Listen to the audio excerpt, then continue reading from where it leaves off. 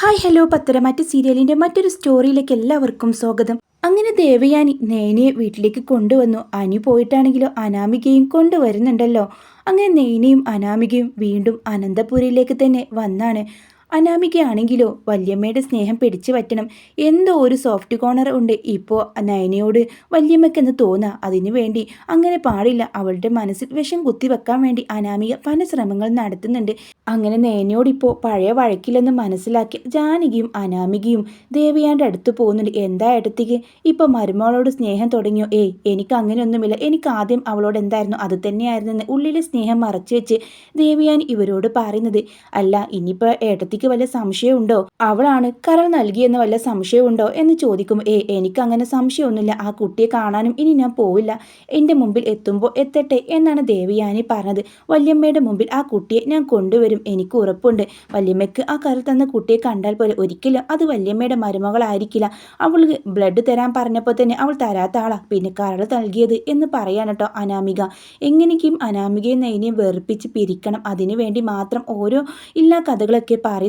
അങ്ങനെ അനാമിക പറയാണ്, ഇവരുടെ കയ്യിൽ നിന്ന് 50 ലക്ഷം രൂപ തട്ടാൻ ഒരു വഴിയുണ്ട്.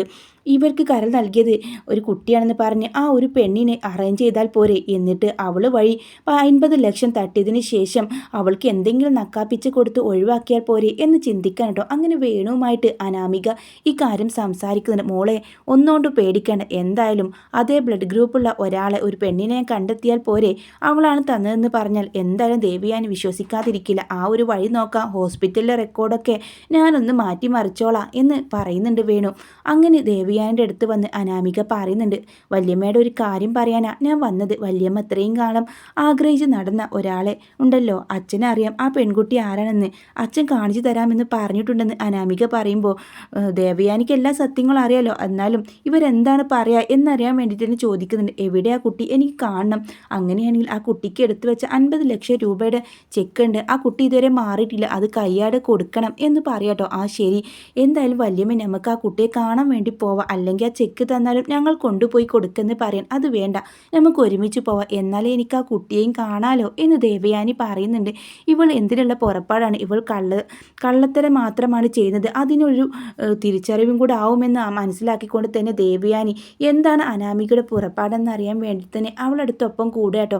അങ്ങനെ പിറ്റേ ദിവസം വേണു അറേഞ്ച് ചെയ്ത് ആ പെൺകുട്ടിയുടെ വീട്ടിലേക്ക് കൊണ്ടുപോകുന്നുണ്ട്. അവൾ ആണെങ്കിൽ തീരെ അവശ്യമായ നിലയിലാണ് കേട്ടോ കാണുന്നത്. എന്താ മോളെ നിൻ്റെ പേരെന്നൊക്കെ ചോദിക്കാണ്.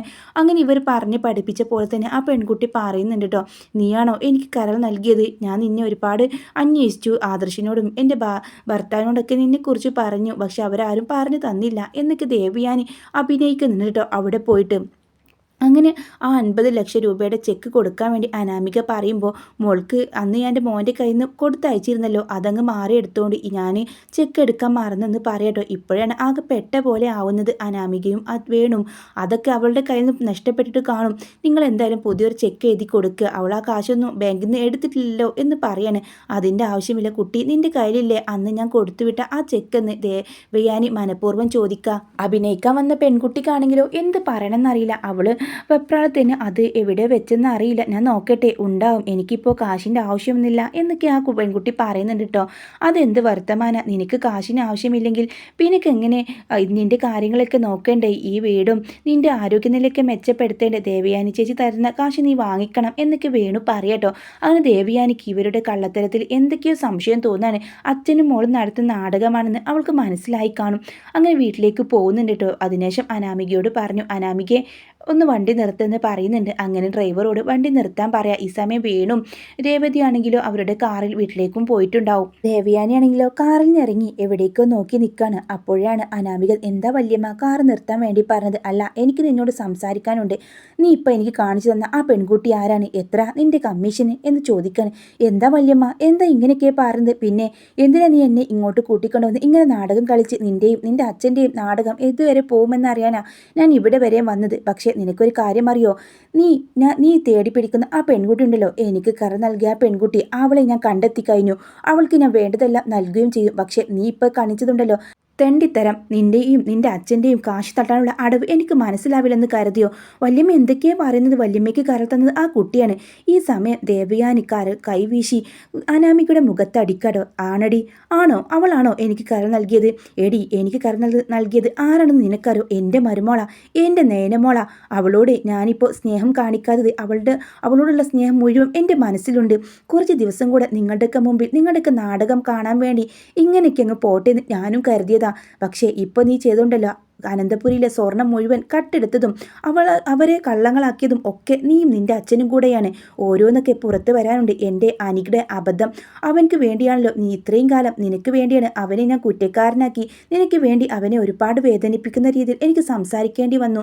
പക്ഷേ ഇപ്പം നീയാണ് ആ വീട്ടിലെ എല്ലാ പ്രശ്നത്തിനും കാരണക്കാരി. പിന്നെ എനിക്കൊരു സംശയമുണ്ട്. അന്ന് നേനെ പറഞ്ഞ പോലെ തന്നെ പാലിൽ വിഷം ചേർത്ത് നീയും നിന്റെ അമ്മയുമായിരിക്കും. നിങ്ങൾ അതിനും മടിക്കില്ലെന്ന് ഇപ്പം എനിക്ക് മനസ്സിലായി. അങ്ങനെ വാ പൊത്തിപ്പിടിച്ചോണ്ട് തന്നെ അനാമിക കാര്യമായിട്ട് എന്തൊക്കെയാ വല്യമ്മ ഈ പറയുന്നത്? ഞാൻ പറയുന്നത് സത്യമാണ്. എടി, മിണ്ടരുത്. മര്യാദയ്ക്ക് പോയി കാറിൽ കയറിക്കോ. ഈ തൽക്കാലം ഈ വിഷയം ഞാനും നീയുമല്ലാതെ മറ്റാരും അറിയില്ല.